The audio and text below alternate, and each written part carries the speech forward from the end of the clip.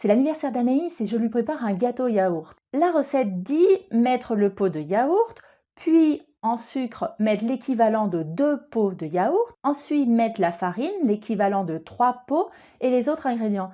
Le problème, c'est que j'ai mis la farine avant le sucre. Est-ce que mon gâteau va être raté? Tu as une idée? Pas de panique, voyons ce que tu as.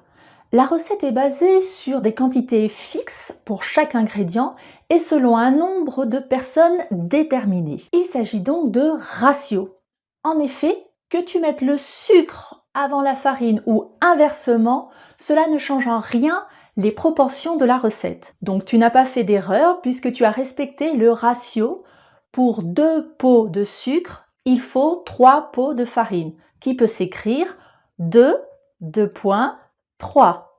Ou si tu préfères, 3 pots de farine pour 2 pots de sucre, qui s'écrit 3, 2,2. Tu te serais trompé si tu avais mis 3 pots de sucre au lieu de 2.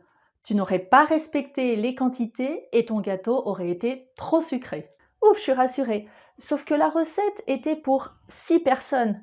Et là, on va être 12. Donc j'ai pris un grand moule, mais est-ce que la recette va changer? Ce qui est pratique avec les ratios, c'est que tu peux augmenter les quantités tout en conservant les mêmes proportions, c'est-à-dire le rapport entre les ingrédients. Pour cela, il faut juste multiplier par le même nombre tous les ingrédients. Donc si ta recette est pour 6 personnes, il faut que tu multiplies par 2 tous les ingrédients pour avoir une recette pour 12 personnes. Voilà, tu sais ce qu'est un ratio.